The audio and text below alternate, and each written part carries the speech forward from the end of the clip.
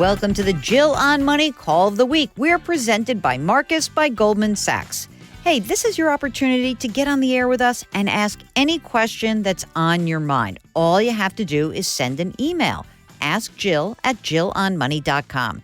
Ask Jill at JillOnMoney.com. That is what Lauren did. She is on the phone from Seattle. Hello, Lauren. What can I do for you?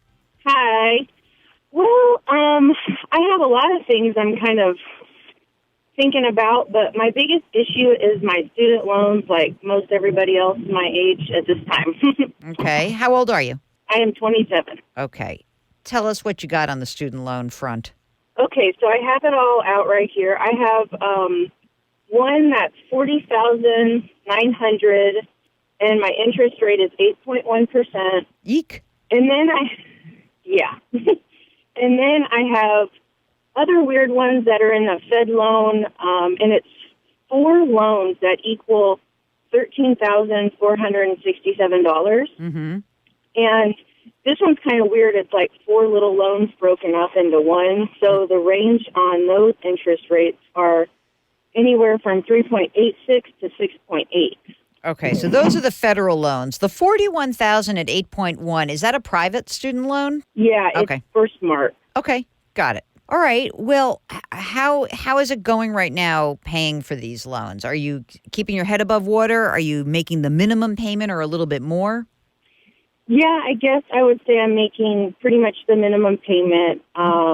It's a lot. Like it's each month it's almost $700. Oof. So for how much I make a year, it's a big dent.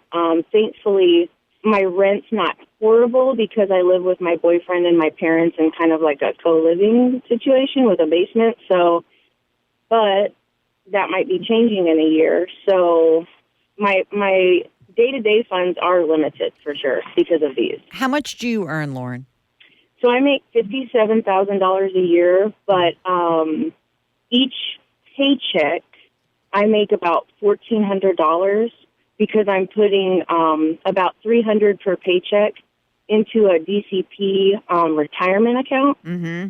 Do you work for a place that does a match for your retirement? No. Okay, so you're putting a big chunk into retirement right now, percentage-wise. Yes, and I work for the State Department of Transportation, so we have our own, like, pension that we technically, that we pay into and they pay into, but I don't think I see myself staying here for, like, forever, so that's kind of why I'm, paying into my own yes, right now. I get it. So between the pension that you have to do and then this $300 a month, what percentage of your pay is going into retirement at this point? About? So there's 12% going into the DCP and then into my pension. Yeah. Another 5. Probably like another 5 maybe. So you're putting like almost 20%, 17% into retirement. No wonder you're struggling with these student loans. That's hard. Yeah. Okay. Yeah. Did I hear a man in the background, lurking in the background? Yeah. Is that a man that you? Is that a boyfriend? Okay, I'm just checking. Yes. All right. So now here's my question. Did you say you were getting married? Yeah, probably next year. Okay. So does that mean you're going to move out and your rent is going to be more? Like, tell me what you think the story's going to be, say, in the next year or so. What do you think is going to be happening? So, we just had this talk last night, and I think we're going to have to rent for a year because in the Seattle area, the housing market's doing some weird stuff. In the areas we're looking at, it is going down somewhat. And we kind of looked at a forecasting. I know they're not perfect, but it said it was some promising stuff that within the next year, a lot of stuff's going to go down because there's a lot of inventory. So we think that we might, unless something perfect pops up before February, that's kind of our target date to move out, we're probably going to rent for a year and then hopefully buy, in 2021. Why do you have to buy so? Why buy? What? I mean, you feel like, all right. Hold on a second. Tell me about the fiance lurking back there. He works? Yes. How much does he make? About the same. But he was in the military, so he gets some more money from disability. And when we buy a house, he has the VA loan He's so got we that don't have as to put a down payment. got it. So you have that option. Okay. Does he have any outstanding debt for himself? Not really, and he has a lot of savings. So Really? Tell me about We that. are- He sounds very good looking with all those savings. Tell me more about him. Well, so he's lucky. So within the military, he saved into a thrift saving plan, $100,000. And then he just got through with a divorce, and she's going to be paying him $150,000 at the end of the year for the house. Boom. Nice. Yeah. Okay. I mean, I'm sure I don't want to go into the whole X thing, but all right, I'm just going for the facts here. Is the game... Yeah. All right, let me ask you about this. How do you feel about this? If I just pretended, can I just wave my magic wand without being politically correct right now? When he gets that 150 grand, I would take 41 grand and pay off that 8.1% student debt and just be done with it. That's what I would do. Okay. Get rid of it. Okay. Because that is high interest debt. You could refinance it, but why? Pay it off. Get it done. And then you take care of the little $13,500, you'll pay that off. It's fine. Right? Yeah. Pay off all that debt. Yeah. Let's just say that after that he gets paid out, you get done with your 41 grand, you got 100 grand in savings. Keep that in savings if you really think you're going to want to buy a house. I wouldn't do anything else with it. And now, when you don't have that 41,000 at 8.1%, let me tell you something, that cash flow is going to feel a lot better. And then what you ought to do is whatever money you were putting down on the 41,000 at 8.1, take that amount of money, whatever it is, hundreds, couple hundred, $300, $400, apply it towards your highest interest of those 4 loans. You said, I got these 4 loans, they're kind of lumped in. Just pay off like the 6.8% loan. Just make an extra payment on that. You're going to get this all done. I could easily get those done. Right? So here's what I would hope for you guys.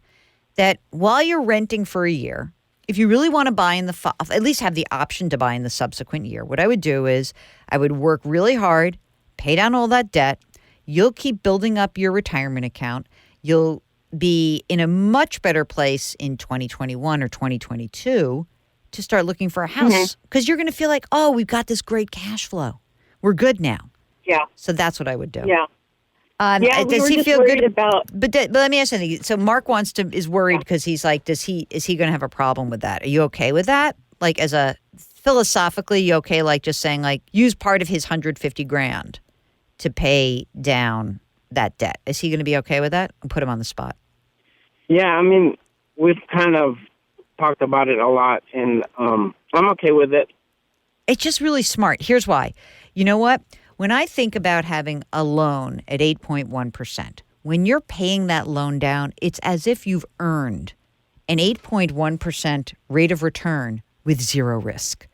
There's nothing I could tell you that would be a better use of your money than that. Yeah. That's really the way to think about it. You know, you're putting money away into your retirement accounts. You got the TSP, you've got the state pension and the deferred contribution plan. And so all that being said, you're trying desperately to reach a rate of return that's 6, 7, 8% before taxes. By paying off that 41 grand at 8.1%, there's no better investment you'll make in your futures than getting rid of that right now. So that's my advice to you. And if you can handle it and you feel okay with it, or you really freaking out and scared at the end of the year, call me back. We'll walk you off the ledge, okay? Okay. Sound good? Sounds great. All right, collect that money, pay off that debt. You're going to breathe a lot easier. It's so great you guys are talking about this before you get married, and I really applaud you. I know it's not easy. So good luck. Keep us posted. Okay, I will. Thank you so much, Jill. Take care. Bye-bye. Okay, that's the call of the week. If you have a financial question, just give us a holler. Send an email to askjill@jillonmoney.com or go to the website, jillonmoney.com. You can click the Contact Us button right there. Oh, by the way, while you're there, sign up for our free newsletter. It's free. Why not? We drop new episodes of Jill on Money every Tuesday and Thursday, and you can download the show anywhere that you get your podcasts. Apple, Google Play, radio.com, Stitcher, wherever. Our music is composed by Joel Goodman. Mark Talercio is our executive producer. We're distributed by Cadence 13, and our show is presented by Marcus by Goldman Sachs. See you next week.